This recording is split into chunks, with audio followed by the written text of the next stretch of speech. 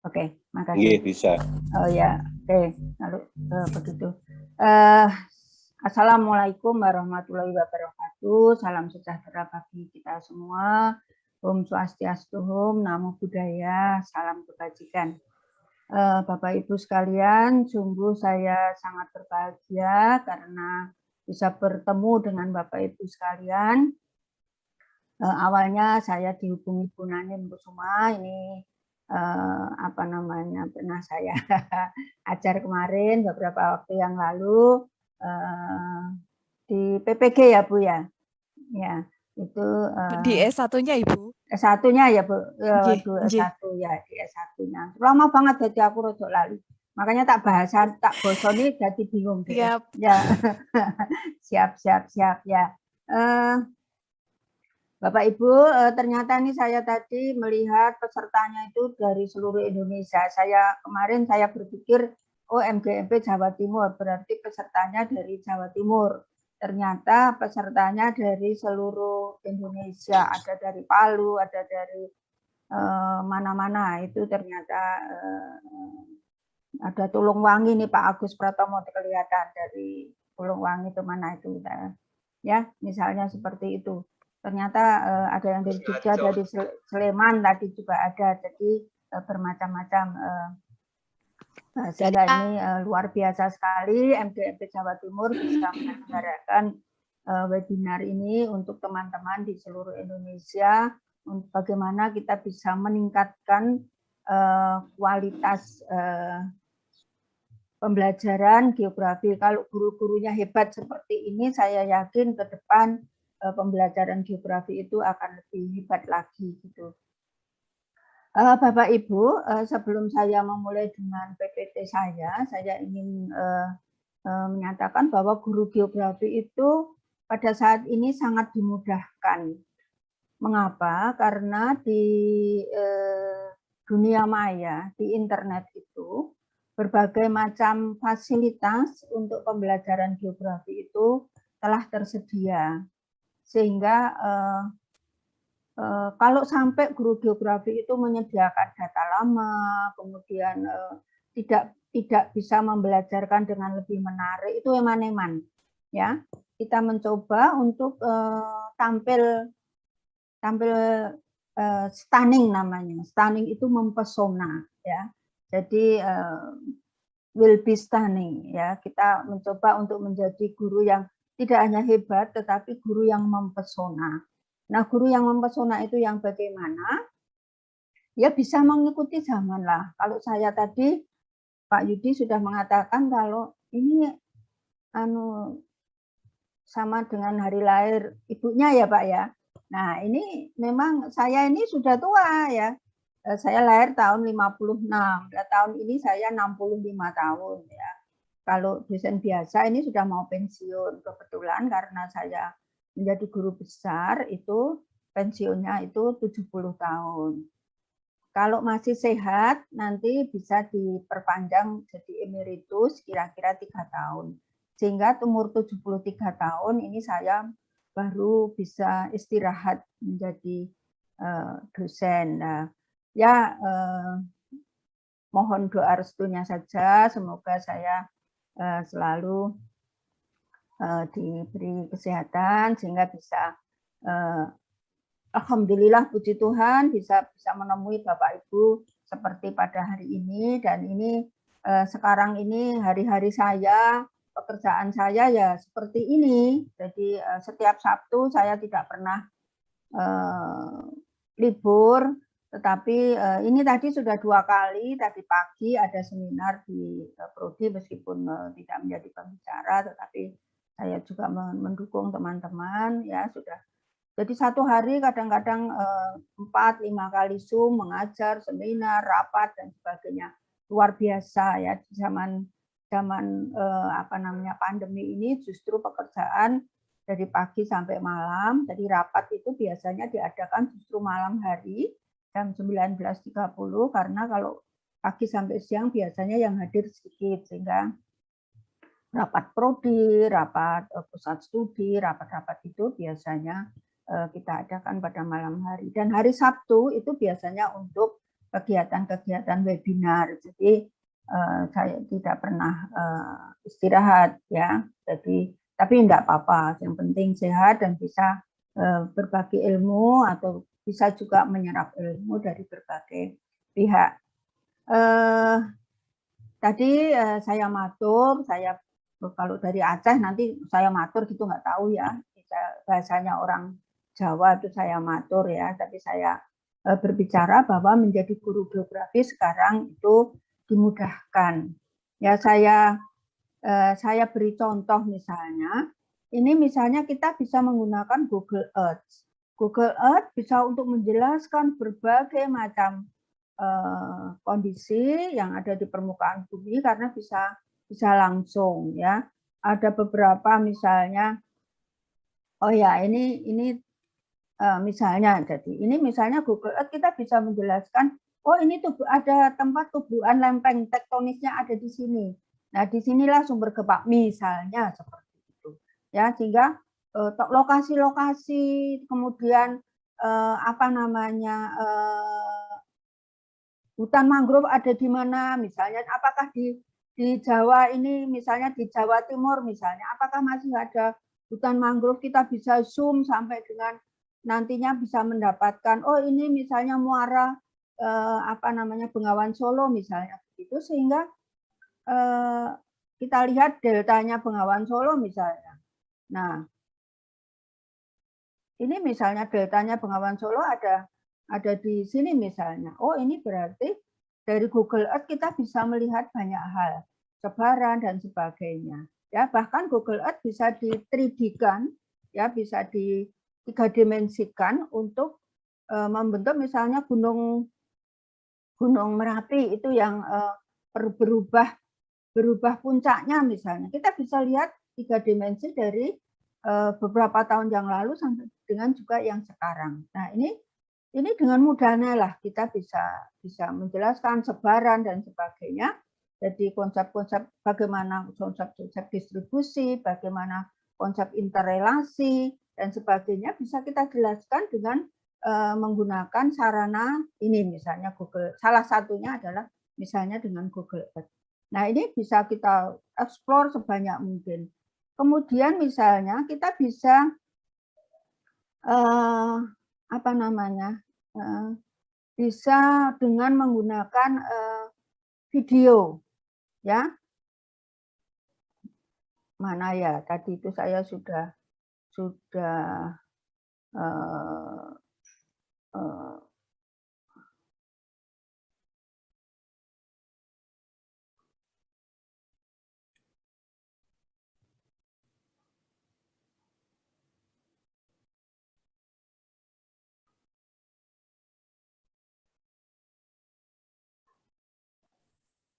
misalnya sebentar ini ya.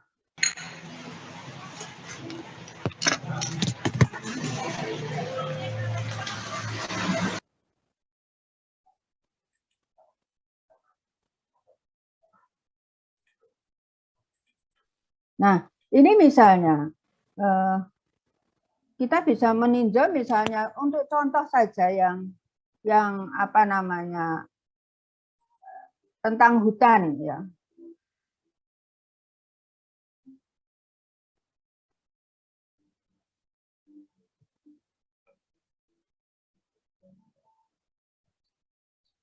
Indonesia terletak di lintasan garis khatulistiwa yang membentang dari Sumatera, Kalimantan, hingga Papua.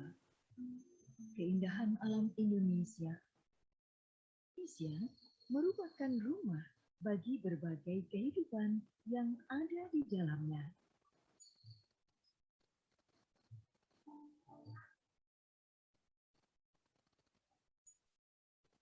Keanekaragaman hayati yang ada merupakan terbesar kedua di dunia setelah Brazil. Dari seluruh keanekaragaman hayati tersebut, 10% spesies tanaman, 12% spesies mamalia, 16% spesies reptilia dan amfibi, dan 17% spesies burung tumbuh dan besar secara alami di belantara hutan Indonesia. Banyak dari spesies tersebut bersifat endemik, yaitu hanya dapat dijumpai di Indonesia.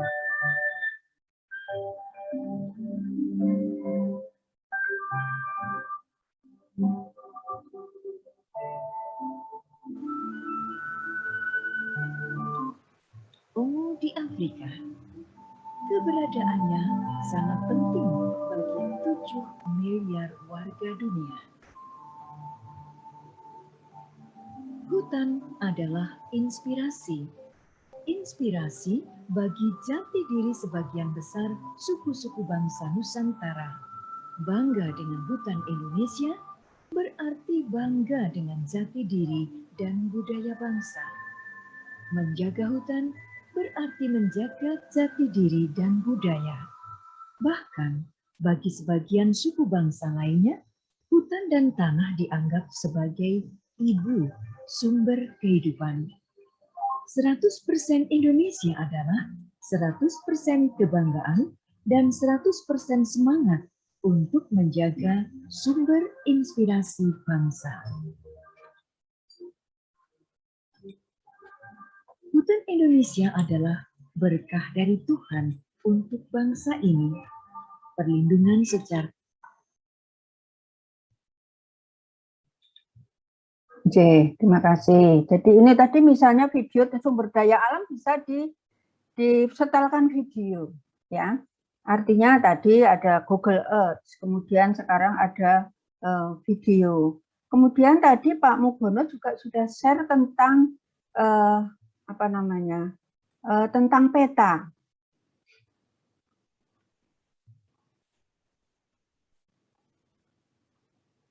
Tadi sama dengan tadi saya juga ingin menunjukkan bagaimana misalnya dengan sumber daya alam itu ada di ESDM itu banyak sekali mengenai peta-peta tentang sumber daya alam, apakah itu minyak dan gas bumi, kemudian ada batu bara, ada energi terbarukan, ada bermacam-macam di sini, ketenaga listrikan, kemudian dan sebagainya, yang peta-peta itu bisa kita akses, ya. Tadi Pak Mugono sudah memberikan contoh, oh ini peta sebaran apa, sebaran batu bara, ini sebaran emas, sebaran dan sampai ke kebencanaan dan sebagainya, ini mineral dan batu bara dan sebagainya, ini bisa kita akses, dan datanya yang ada di sini adalah data-data yang terbaru. Nah, kadang-kadang guru-guru menggunakan data misalnya tahun 1980, aduh kasihan ya. Jadi ini monggo lah kita memanfaatkan yang semacam ini itu untuk pembelajaran semacam itu. Oke.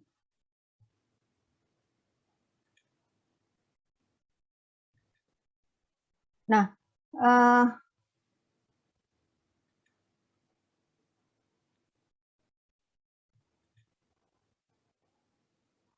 juga kita bisa mengakses peta. Peta tadi tidak hanya dari SDM misalnya. Itu segala semua misalnya seperti BMKG misalnya, ini juga ada sorry tadi mana ya.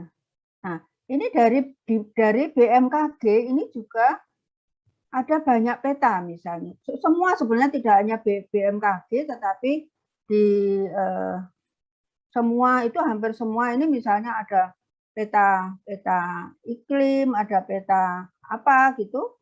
Ini ada semua, sehingga informasi apapun sebenarnya yang berkaitan dengan sebaran, dengan peta, dengan Google Earth, dengan ini bisa dilihat. Kemudian video-video tentang penambangan, video-video tentang hutan, video-video tentang hal-hal yang berkaitan dengan kegeografian itu semuanya itu ada. Nah, ini saya hanya ingin mengatakan bahwa jadi guru geografi itu sekarang dimudahkan. mari kita semua mencoba untuk mengajar tadi dengan will be stunning lah, menjadi guru yang will be stunning teachers, ya, menjadi guru yang mempesona, menjadi guru yang kalau siswanya itu mau belajar geografi itu tidak menjadi lah kok belajar geografi lagi, geografi itu hafalan, geografi itu nyebelin, geografi itu tidak menarik. Nah itu sudah nggak zamannya. Ya, menjadi geografi ya menjadi guru geografi, sekarang menjadi guru geografi yang menarik, ya, yang bisa, ya, kalau muridnya bisa akses bermacam-macam, gurunya ya harus bisa semacam itu. Nah, saya lihat peserta yang ada di sini itu peserta guru-guru hebat, guru-guru yang cerdas dari berbagai tempat di Indonesia. Kalau nggak cerdas, kalau nggak hebat, nggak ikut seminar, males, ya. Tapi yang mengikuti seminar ini adalah guru-guru yang pengen maju, guru-guru yang ingin mencari ilmu. Oleh sebab itu ini saya sangat mengapresiasi panjenengan semuanya yang berkeinginan untuk maju begitu. Nah, Bapak Ibu, pada siang hari ini saya ingin berbagi atau ingin kalau tadi penguatannya adalah pada sumber daya alam. Kalau bahannya saya kira Bapak Ibu sekalian sudah banyak, dan di ini juga bahan-bahan yang saya berikan itu di internet banyak, karena saya juga mencarinya juga di internet. Tetapi bahwa kalau Bapak Ibu membelajarkan mengenai sumber daya alam, monggo diarahkan kepada sumber daya alam ini dalam perspektif pembangunan yang berkelanjutan. Artinya apa? Kita harus mencerdaskan anak bimbingan kita atau murid-murid kita atau siswa-siswa kita bahwa di dalam pemanfaatan sumber daya alam itu kita mempunyai perspektif yang tidak hanya kelestariannya, tetapi yang pembangunan yang berkelanjutan. Ya, jadi aspek ekologisnya, aspek kelingkungannya itu harus diperhatikan. Ini saya slide saya banyak, tapi nanti saya diberi waktu berapa nggih Pak Yudi? Sampai jam berapa kira-kira saya? Sampai pukul 15, Ibu. Lebih sedikit juga tidak apa-apa. Enggak, artinya untuk nanti kan ada waktu tanya jawab ya. Nanti jam 13.48, semoga nanti jam 14.30 lah ini sudah selesai presentasinya, karena tadi intronya. Kemudian nanti yang 30 menit kita bisa untuk ya, berdiskusi, ya, sharing. Kalau untuk tanya jawab barangkali Bapak Ibu guru lebih itu, tapi Bapak Ibu guru juga bisa men-sharingkan apa yang pengalamannya dan sebagainya. Tapi ini karena Bu Nanin itu menugaskan saya untuk dalam ini penguatan di dalam KD untuk pengelolaan sumber daya alam, ya. Jadi ini saya khususkan untuk bagaimana pengelolaan sumber daya alam dalam perspektif pembangunan berkelanjutan.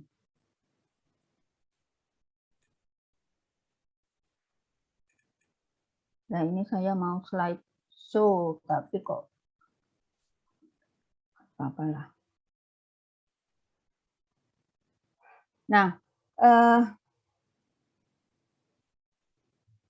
keberlanjutan pembangunan, jadi pembangunan yang berkelanjutan ini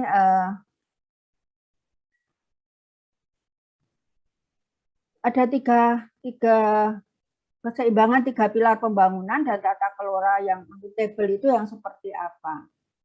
Nah, pilar-pilar ini adalah ini, pilar sosial, pilar ekonomi, pilar lingkungan, dan pilar tata kelola. Ya, pilar sosial ini ada pemerataan, ada kesehatan, pendidikan, keamanan, perumahan, kependudukan. Ya, ini adalah untuk penduduk, untuk masyarakat. Kemudian pilar ekonomi adalah pembangunan itu untuk kemajuan ekonomi, tentang bagaimana berubahnya struktur ekonomi, pola konsumsi, ketahanan pangan, ketahanan energi, ketahanan air, infrastruktur, dan sebagainya. Tetapi juga pilar lingkungan, bagaimana pembangunan itu tidak menyebabkan kerusakan atmosfer, tanah, pesisir, laut, air bersih, keanekaragaman hayati. Juga bagaimana dalam hal ini pengambil keputusan, dalam hal ini terutama pemerintah, ini kelembagaan dan kapasitas lembaga ini bisa membawa pembangunan itu berlanjut. Jadi sebenarnya berlanjut itu tidak khusus tentang lingkungan. Bisa berlanjut secara sosial, bahwa ini memeratakan dan sebagainya, berlanjut secara ekonomi, ya, berlanjut secara kelembagaan, tetapi di dalam pembicaraan kita ini nanti saya lebih menekankan kepada pilar lingkungan. Bagaimana supaya pembangunan yang berkelanjutan ini di dalam pilar lingkungan itu tidak menyebabkan kerusakan lingkungan. Jadi ini yang sustainable business ya untuk pembangunan ini, supaya bisa memperhatikan planet itu sebagai teknologi bersih, efisien, kemudian sebagai menjadi tempat daur ulang ya. Tetapi bahwa pertumbuhan atau profit itu meningkat ya. Jadi profitnya meningkat, tetapi selalu memperhatikan kelestariannya. Dan secara sosial ini juga bisa selalu untuk kesejahteraan masyarakat.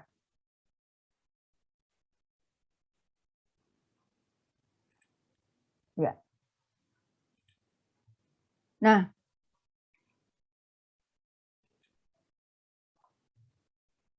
permasalahan ya pembangunan, sorry.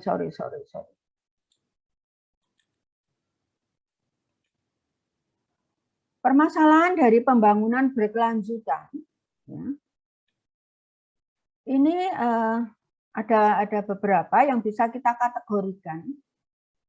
Ini ada dikategorikan menjadi kecenderungan kritis, kemudian ada ini pembagian pada perkiraan, ada kecenderungan semacam itu, kemudian ada kecenderungan, ada ultimate trend, ada tren untuk menjadi lebih tinggi.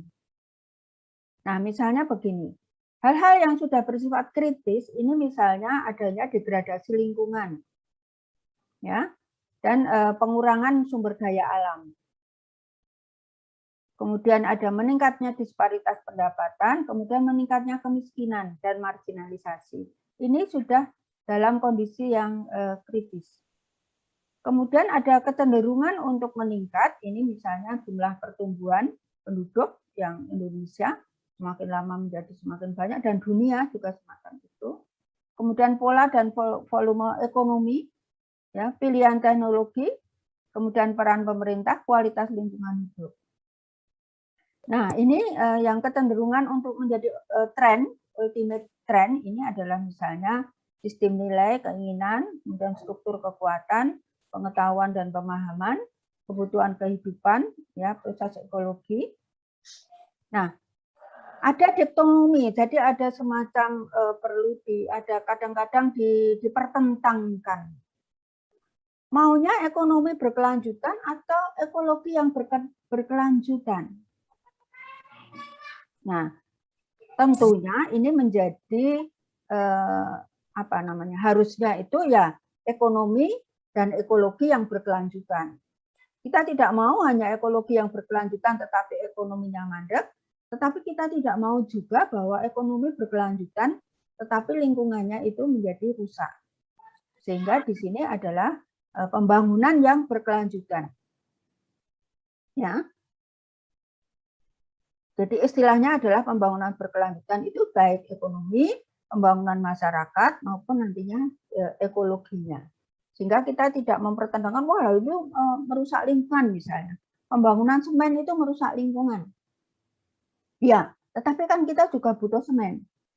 Nah, bagaimana supaya pabrik semen ini bisa meminimasi dampak lingkungannya. Oh, ini pertambangan minyak ini menyebabkan nantinya akan menyebabkan penurunan tanah misalnya karena adanya lubang-lubang, adanya kerusakan hutan misalnya.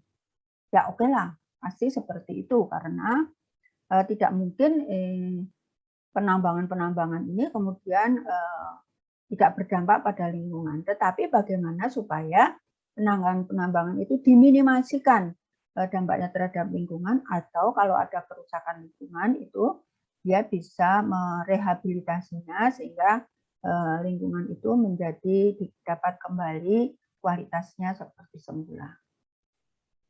Nah, kalau kita bicara mengenai bonus demografi, nah kemudian kita bertanya, bonus atau bencana di dalam adanya ini? Jadi kan bonus demografi itu adanya kelahiran yang sangat meningkat pada tahun-tahun ini 2010, 2015, kemudian pada tahun 2025, 2030 sampai dengan 2035 itu menjadi usia-usia produktif yang sangat banyak. Gitu. Nah, kadang-kadang ini dikatakan bonus ya, bonus. Nah, sebenarnya ini kalau tidak bisa dikelola itu menjadi bencana demografi.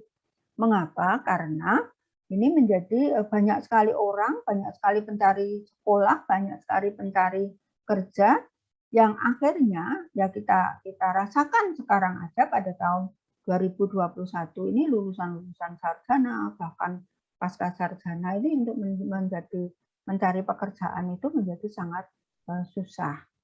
Ya. Kalau mencari sekolah juga untuk mencari sekolah-sekolah yang bagus itu menjadi sangat susah, meskipun sekarang untuk yang negeri ini untuk kualitasnya kan hampir sama karena untuk sekolah di SMA 1 Surabaya atau SMA mana yang favorit itu sekarang kan tidak harus pakai nilai tapi pakai meteran.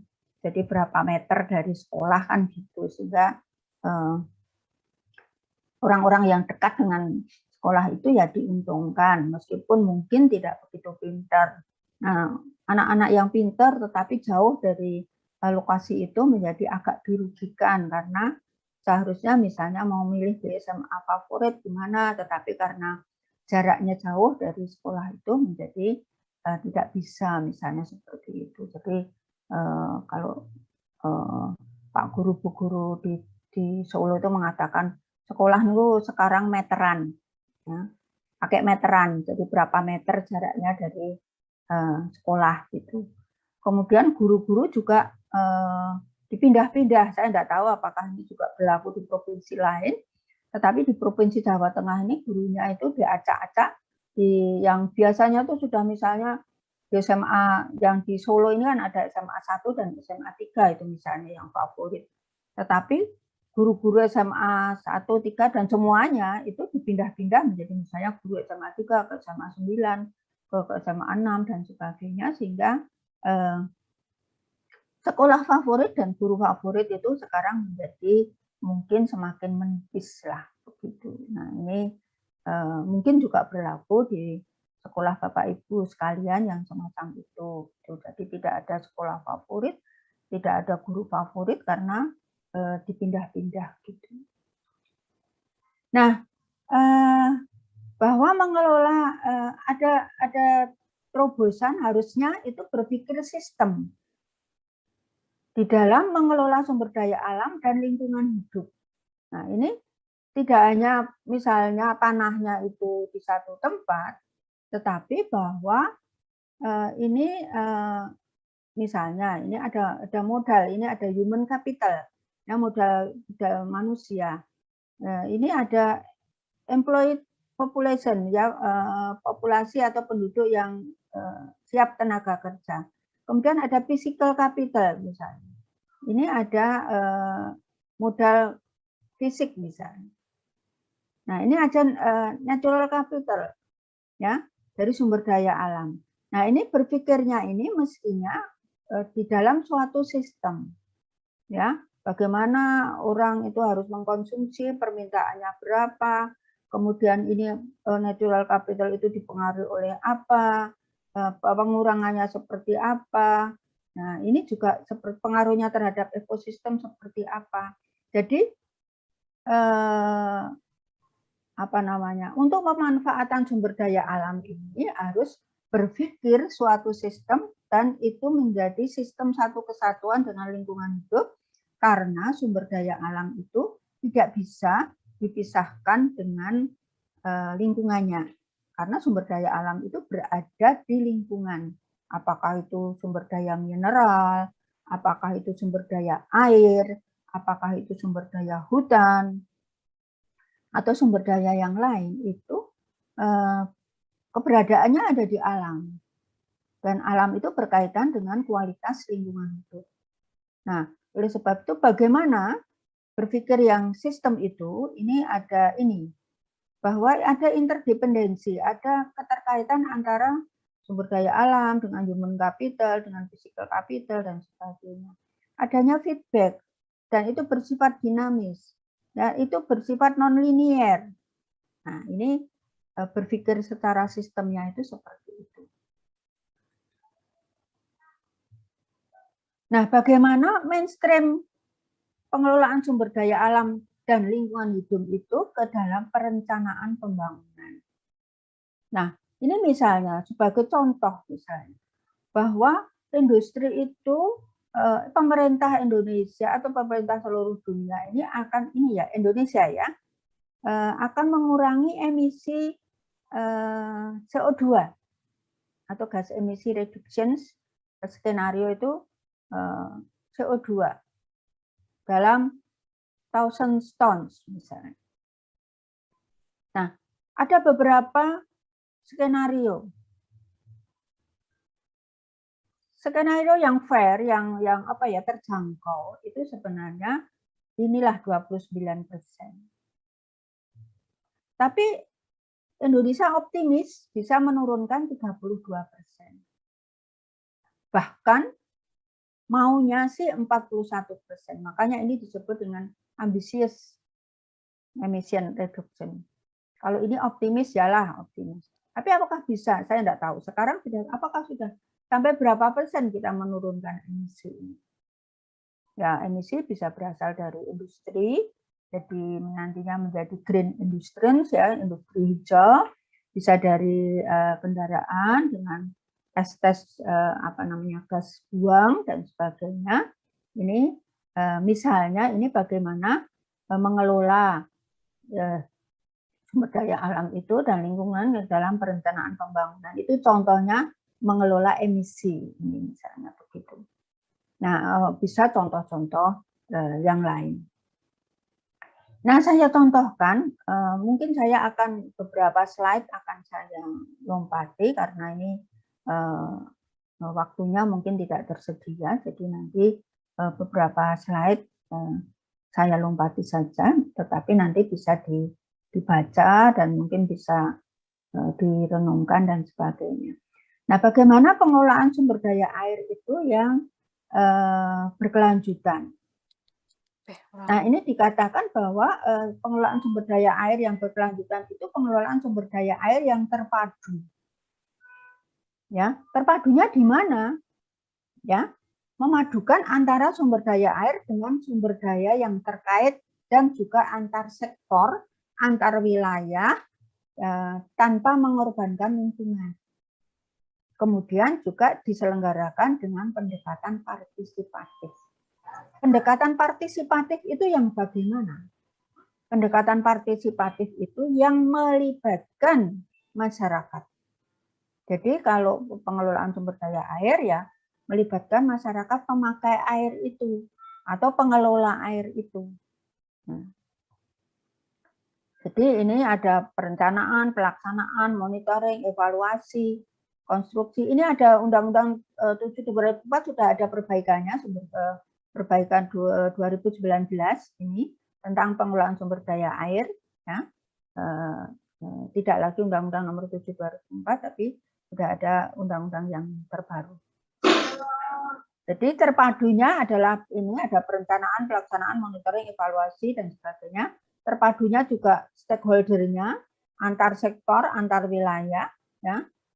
Kemudian berwawasan lingkungan hidup karena ada keseimbangan ekosistem dan daya dukung lingkungan dengan tujuan untuk mewujudkan kemanfaatan sumber daya air yang berkelanjutan. Nah, ini bagaimana supaya pengelolaan sumber daya air itu terpadu. Sehingga Bapak Ibu kalau mengajarkan misalnya tentang air permukaan, ya, ada air sungai, ada air danau. Jangan lupa bahwa air yang tersimpan di dalam danau, di dalam sungai, ini merupakan bagian yang tidak bisa kita lepaskan dengan air yang ada di tanah, air yang ada di udara, misalnya begitu, karena adanya siklus air. Dengan demikian juga tidak boleh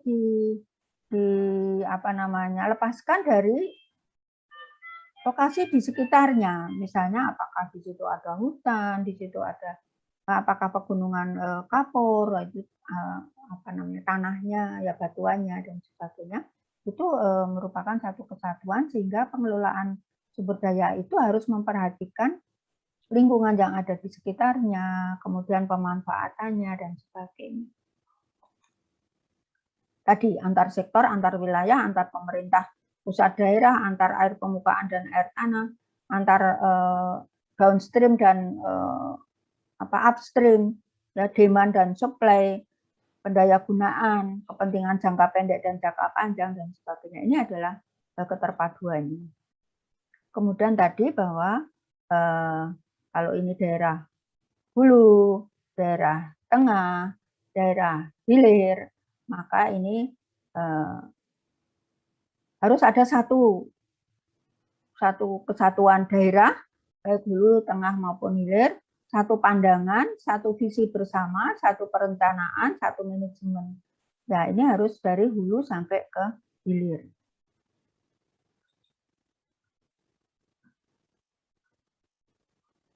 Apa yang diperlukan itu adalah integrasi, ya, sistem tadi.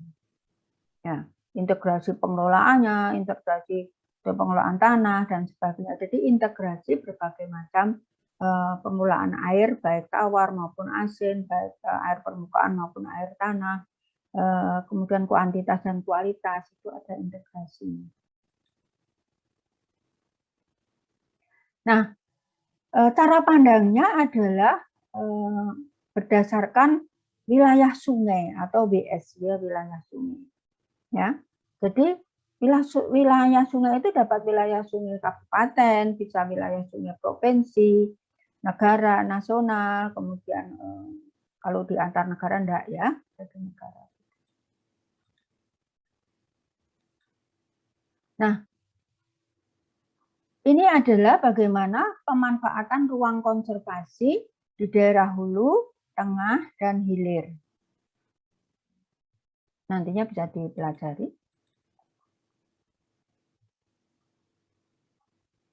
Enam prinsip pengelolaan sumber daya air. Ya. Pengusahaan atas air tidak boleh meniadakan hak rakyat. Negara harus memenuhi hak rakyat. Kemudian harus memperhatikan kelestarian lingkungan hidup. Harus ada pengawasan air mutlak. Kemudian adanya campur tangan dari BUMN ini supaya untuk kelestarian. Dan negara boleh memberi izin kepada swasta untuk pengelolaan air dengan pengawasan yang ketat. Jadi misalnya digunakan untuk air minum, mineral dan sebagainya, sebenarnya sih boleh, tetapi harus ada pengawasan yang ketat. Ini pengelolaan sumber daya air berbasis lingkungan itu adalah dengan memperhatikan daya dukung. Nanti akan kita lihat daya dukung. Ini adalah carrying capacity approach dan pengelolaan pada limbah. Ya. Kemudian pada produksi bersih atau cleaner productions. Ini adalah pilar pengelolaan sumber daya air. Ya, bagaimana konservasi sumber daya air, pendayagunaan sumber daya air, pengendalian daya rusak air, kemudian ada partisipasi masyarakat yaitu pemberdayaan masyarakat, dan ada sistem informasi mengenai sumber daya air. Nah, ini pilar pengelolaan sumber daya air. Nah, tadi ada itu tentang air, ya. Ini secara cepat nanti untuk bagaimana pengelolaan pertambangan yang berkelanjutan. Nah, dampak operasi penambangan adalah penurunan sifat-sifat fisik kimia tanah, perubahan topografi lahan, hilangnya vegetasi alam, dan berkurangnya habitat satwa liar ini secara umum. Kegiatan penambangan menyebabkan terjadinya kerusakan ekosistem yang besar. Padahal gangguan logam berat pada lahan dapat mengubah ini tumbuhan, sifat fisik, kimia, biologi tanah. Sisa-sisa bekas galian tambang menjadi lahan yang sangat tidak subur, bahkan diduga mengandung unsur logam. Misalnya tambang emas, misalnya itu merkuri dan sebagainya. Nah, sumber daya mineral itu memiliki sifat khusus dibandingkan sumber daya lain, yaitu wasting asset. Ya. Mempunyai aset untuk mempunyai limbah, kemudian juga non-renewable resources. Artinya bahan tambang itu tidak bisa diperbaiki atau tidak akan tumbuh, tidak dapat diperbarui kembali. Atau industri dasar tanpa daur, tidak ada daur ulangnya. Kemudian serba terbatas. Gitu. Itu adalah pertambangan. Bapak Ibu, saya masih sering mendengar Bapak Ibu di sekolah itu membacanya itu non-renewable resource, gitu ya. Renewable ya Bapak Ibu, dari kata new, ya. Able itu bisa, re itu kembali. Jadi bacanya adalah renewable. Ya. Saya kapan itu mendengar masih ini yang Bapak Ibu guru yang PPG di tempat saya ini menjelaskannya dengan renewable gitu. Ya, renewable ya Bapak Ibu supaya ya dilihat saja dari katanya apa gitu. Nanti tidak diketawain sama murid-muridnya. Nah, tadi ini ada beberapa karakteristik ya, berada di bawah tanah, keterdapatannya mungkin tidak dapat memilih tempat, kemudian tak terbarukan, padat modal, dapat difungsikan sebagai penggerak dan sebagainya. Ya, kegiatan pertambangan ada eksplorasi, pembukaan lahan ini dan sebagainya. Mengapa pembangunan pertambangan dan energi memegang peranan penting dalam pembangunan berkelanjutan? Ini penting terhadap perkembangan peradaban, penting untuk negara berkembang, sektor penghasil komoditi primer, yang merupakan bagian 50% dari sumber daya alam, bila maka eksploitasinya berarti akan menyebabkan dampak terhadap unsur-unsur sumber daya alam tersebut. Ya, dan sebagainya. Ini sumber devisa negara, ekonomi, dan sebagainya. Nah, ini dampaknya, ini ya, terjadinya perubahan bentang alam, erosi sedimentasi, terjadinya air asam, penurunan kualitas udara, adanya getaran, penurunan kualitas air, perubahan fungsi lahan, penurunan produktivitas, perubahan aspek sosial dan sebagainya.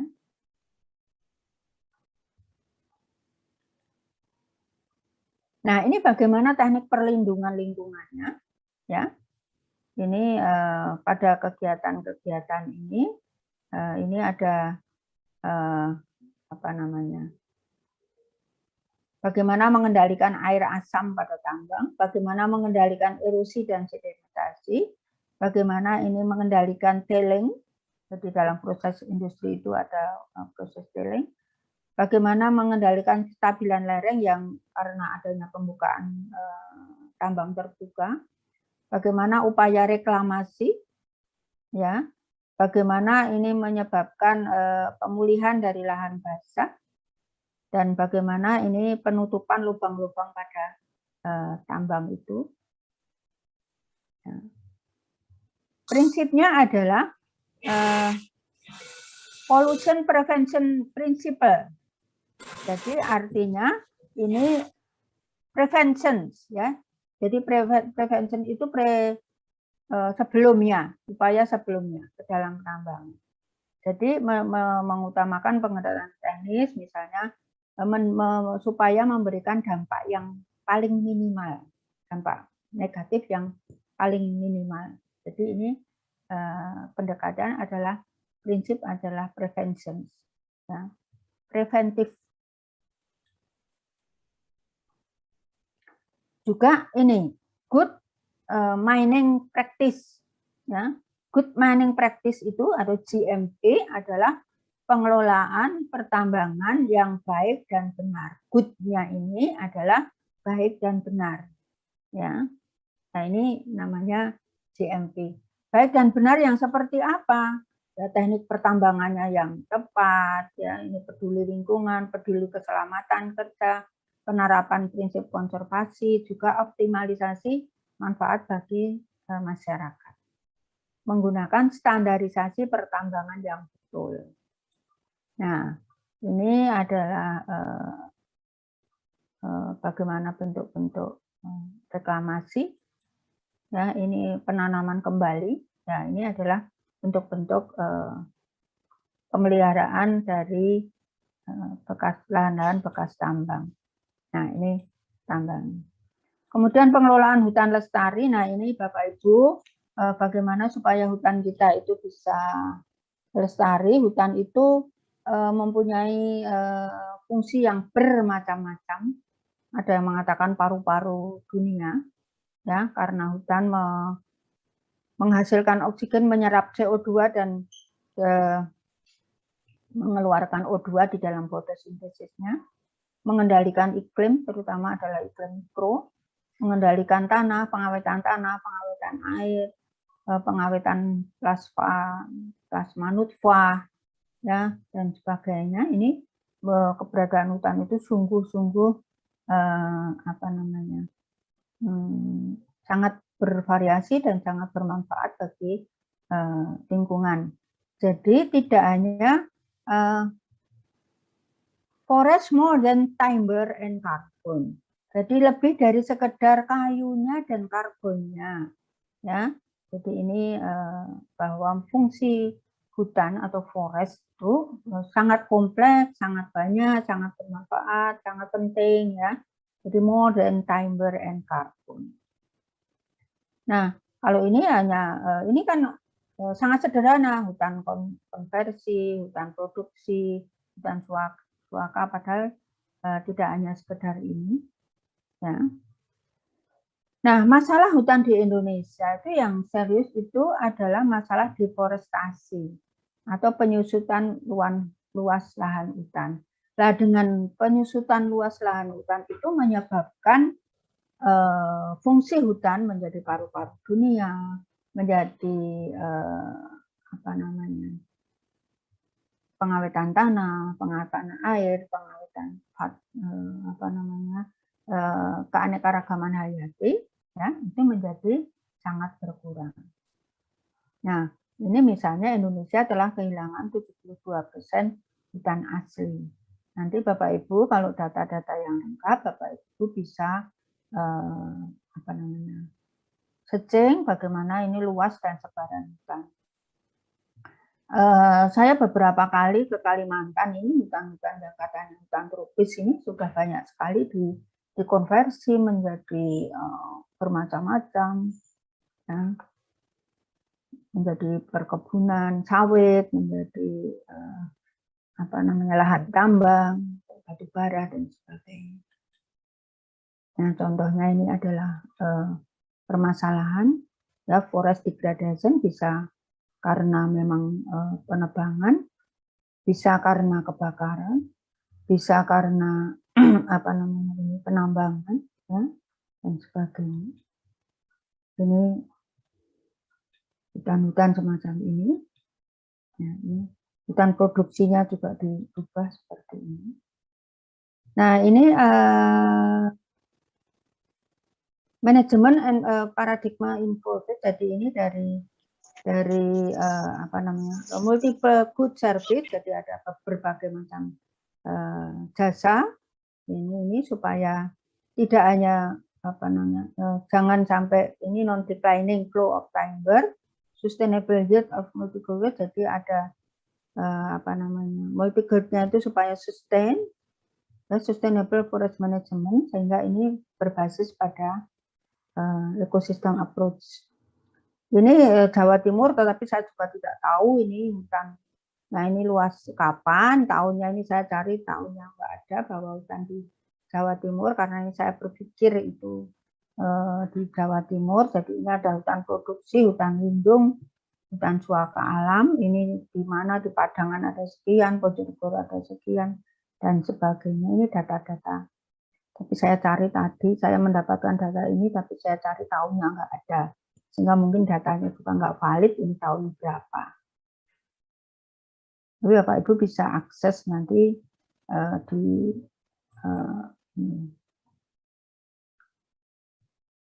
ini sustainable forest management, ya. Ini governance-nya, jadi apa polisinya harus serius, ya. Harus lack of serious intent by the major stakeholder, dari stakeholdernya. High opportunity cost of mining forest as forest, ya. Ya, ini cost-nya, ya, lack of tenure security and unclear tenure of response rights. Ya. Ini dari kepedulian stakeholder-nya. Kemudian dari apa namanya, ekonominya, ya, supaya memang tidak dieksploitasi dengan ini. Kemudian meningkatkan knowledge and technical guidance-nya, jadi pengetahuan dan teknik-tekniknya. Oke, kita beralih pada pengolahan limbah. Ya.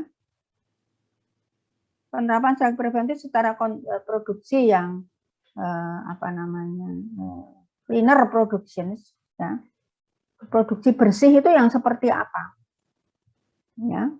Ini produksi bersih adalah yang menerapkan strategi preventif tadi, preventif secara kontinu terhadap proses dan produk untuk mengurangi terjadinya risiko pencemaran pada manusia dan lingkungan. Antara lain bahwa pengolahan sumber daya alam itu tidak menggunakan bahan P3, menghemat pemakaian bahan baku dan energi, serta mereduksi jumlah dan toksinitas emisi, jadi ekoefisiensi. Kemudian mereduksi dampak yang timbul seluruh daur hidup produk, life cycle of the product, mulai dari bahan baku sampai pembuangan limbah. Kemudian menerapkan teknologi bersih dengan mengubah sikap dan perilaku agar sadar lingkungan. Nah, mengapa diperlukan teknologi bersih? Ini agar proses produksi lebih efisien, mengurangi biaya, modal operasi, dan sebagainya. Saya lewati saja.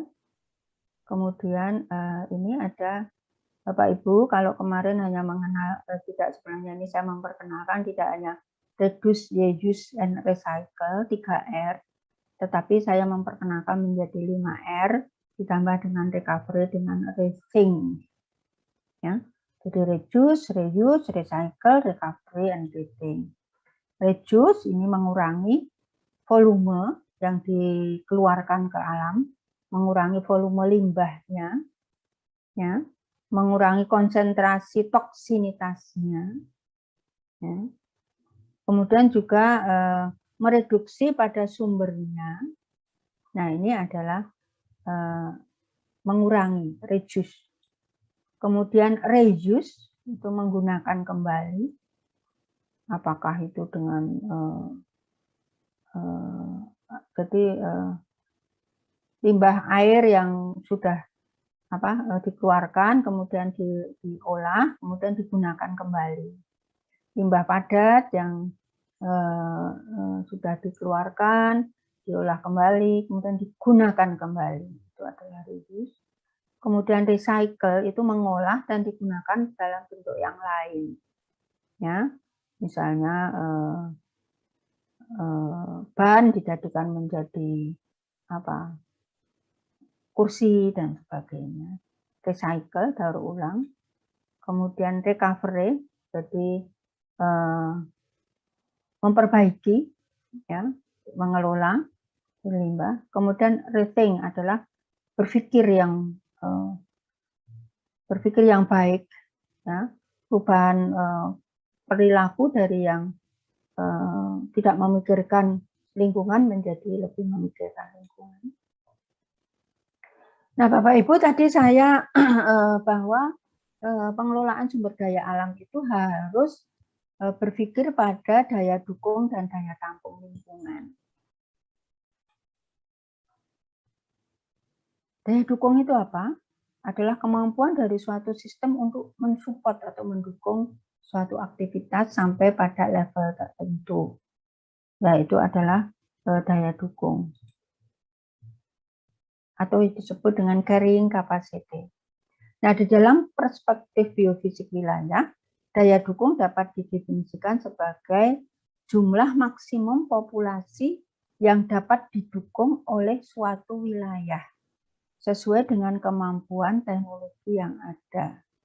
Jadi, jumlah maksimum populasi yang bisa didukung oleh kemampuan wilayah itu.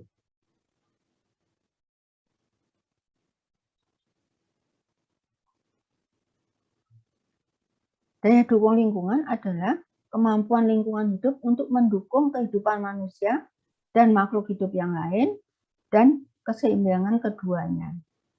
Nah, ada daya dukung, ada daya tampung. Kalau daya tampung itu kemampuan lingkungan untuk menyerap zat, energi, dan atau komponen lain yang masuk dan atau dimasukkan ke dalamnya. Biasanya ini berkaitan dengan limbah. Nah, ini bagaimana kaitan antara ini daya dukung dan daya tampung. Ya. Daya dukung ini menyediakan sumber daya alam. Bagaimana kapasitas penyediaan sumber daya alam. Ini menjadi input suatu kegiatan pembangunan. Terus bisa menghasilkan sesuatu, bisa meningkatkan kualitas itu. Nah, kegiatan pembangunan itu menghasilkan residu atau limbah. Nah, ini dimasukkan ke dalam lingkungan. Nah, kemampuan lingkungan itu untuk menampung limbah, itu yang kita sebut dengan daya tampung. Jadi kalau daya dukung itu bagaimana menyediakan, daya tampung itu bagaimana bisa menampung residu atau limbah ini ke dalam lingkungan. Jadi pengolahan sumber daya alam, pemanfaatan sumber daya alam harus berdasarkan kesediaannya, ya, di dalam mendukung kehidupan manusia yang ada di atasnya. Tetapi limbah yang dihasilkan itu harus bisa ditampung di dalam suatu wilayah itu. Nah, ini kaitan antara daya dukung dan daya tampung lingkungan. Nah,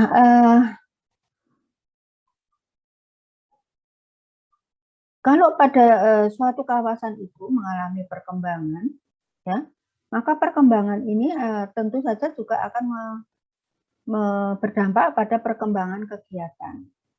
Nah, perkembangan kegiatan ini mempunyai potensi untuk berdampak terhadap kerusakan lingkungan hidup, baik pada pencemarannya. Jadi lingkungan hidup itu bisa rusak, tapi bisa juga tercemar. Jadi kalau kerusakan itu misalnya hutan tadi, hutannya berkurang dan sebagainya, pencemaran itu bisa air, udara, tanah.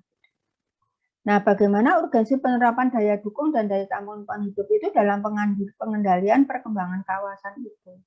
Jadi meskipun kawasannya berkembang, bagaimana supaya daya dukung dan daya tampung itu tetap terkendali. Nah, itu memerlukan penentuan faktor pembatas sumber daya alam dan lingkungan hidupnya ini. Nah, bagaimana dia penerapan ini untuk ditentukan baku mutu yang baik untuk di situ bagaimana. Ya, kebutuhan yang sesuai dengan daya dukung itu yang sebagaimana. Kemudian supaya limbah yang dihasilkan itu tidak menurunkan daya tampungnya seperti apa.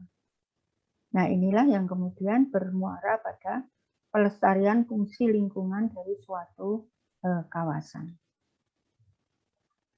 Bapak Ibu, bahwa pemanfaatan ini sumber daya alam di permukaan bumi ini adalah untuk mensupport human activity. Nah, human activity itu kapan? Sebenarnya tidak hanya now dan tomorrow, tetapi juga waktu yang lampau, yesterday, ya, atau a long time ago.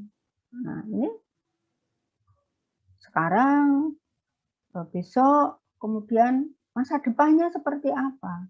Apakah kalau kita memanfaatkan seperti ini, itu masih daya dukungnya belum terlampaui? Atau jangan-jangan kalau kita memanfaatkan seperti ini pada masa yang akan datang ini akan melampaui daya dukung kawasan. Nah, ini nggak usah saya ini nantinya. Nah, daya tampung. Kemudian ini yang penting, sebenarnya sih alam itu mempunyai self purification. Sebenarnya secara alami beberapa sumber daya alam seperti air, hutan dan sebagainya ini terutama adalah air dan yang bersifat vegetasi itu mempunyai self purification. Artinya apa? Memulihkan kembali air sungai kalau itu nanti pencemarannya dengan adanya penambahan, dengan adanya pergerakan itu bisa pulih kembali. Hutan kalau itu didiamkan saja sebenarnya nanti dia akan tumbuh kembali dan akan menjadi hutan kembali dan sebagainya. Tetapi tentu kalau ini berbeda-beda waktunya. Tetapi kalau penambangan bahan tambang itu termasuk yang non renewable sehingga tidak bisa pulih kembali. Nah, tadi ini sama sebenarnya, mungkin hasil pembangunan, ya, ini merubah daya dukung dan merubah daya tampung, ya, itu. Nah, self purification tadi mempunyai kaitan dengan daya lenting lingkungan. Sebenarnya bahwa lingkungan itu juga mempunyai daya lenting, termasuk kita semua sebenarnya itu mempunyai daya lenting. Jadi kalau sebenarnya kita itu punya ya pada suatu saat terkena musibah atau apa sebenarnya kalau kita mempunyai daya lenting yang tinggi ya tidak akan terpuruk lah begitu, tapi kita bisa bangkit kembali. Nah, lingkungan itu juga mempunyai daya lenting, menunjukkan kemampuan suatu ekosistem di dalam lingkungan untuk pulih kembali. Jadi self purification tadi. Semakin cepat sistem pulih dan semakin besar gangguan dapat ditangani, itu semakin tinggi daya lenting ekosistem tersebut. Jadi sebenarnya ekosistem mempunyai daya lenting, tetapi kan juga daya lentingnya itu terbatas sehingga kita tidak perlu nggak apa-apa, lingkungan itu punya daya lenting. Gitu. Nah, daya dukung itu bisa berupa daya dukung fisik, daya dukung lingkungan ekologis, ekological, kemudian daya dukung sosial dan daya dukung ekonomi. Nah, komponennya adalah ini, bagaimana kapasitas penyediaannya, supportive capacity, kemudian bagaimana kapasitas menampung limbah yang dihasilkan, ya. Jadi assimilative capacity. Nah, konsep-konsep ini harus kalau yang apa namanya, ini daya dukung lingkungan, ya, bahwa sumber daya alam itu terbatas. Kemudian ini juga harus memperhatikan bencana, gitu. Ya, keterbatasan sumber daya lahan, keterbatasan sumber daya air, keterbatasan jasa lingkungan, ya, keterbatasan daya dukung geologi. Kemudian harus memperhatikan mengenai bencana, apakah itu tektonis, vulkanik, tsunami, bencana antropogenik, banjir, longsor, kekeringan, dan sebagainya. Ya, harus memperhatikan daya lentingnya, harus memperhatikan tingkat teknologinya, harus memperhatikan preferensi konsumennya, harus memperhatikan permintaan sumber daya, dan harus memperhatikan isu-isu distribusi dan pemerataan. Jadi ini adalah carrying capacity-nya. Ini human-nya yang semakin meningkat. Ya, kemudian ini improvement on teknologi, teknologi yang digunakan. Nah, walaupun Indonesia secara umum memiliki keseimbangan ekologi, aduh sudah 2:30, oke. Saya percepat. Sebagian sumber daya alam digunakan bukan untuk konsumsi domestik tapi diekspor. Ya, daya beli pendapatan rendah menyebabkan tidak mampu bersaing. Masalahnya bukan pada besaran, ya, tetapi masalah keseimbangan antara kebutuhan ekspor dan domestik. Oke, saya percepat, ya. Daya dukung itu berkaitan dengan supply and demand, ya. Kemudian penentuan status daya dukung itu kesesuaian penggunaan lahan, ada daya dukung air dan daya dukung lahan. Ini cara menghitungnya, ya, nanti bisa dilihat. Ini contoh, ya, untuk daya dukung lahannya, ya, daya dukung lahan aman, daya dukung aman bersyarat dan sebagainya. Saya akan menuju kepada ini neraca air, ya, daya dukung air dan sebagainya. Kajian lingkungan hidup strategis sekarang isunya Bapak Ibu, pembangunan itu adalah memperhatikan KLHS-nya, kajian lingkungan hidup strategis. Jadi bahwa ini nggak usah saya lewati, ya, ini saya lewati, bahwa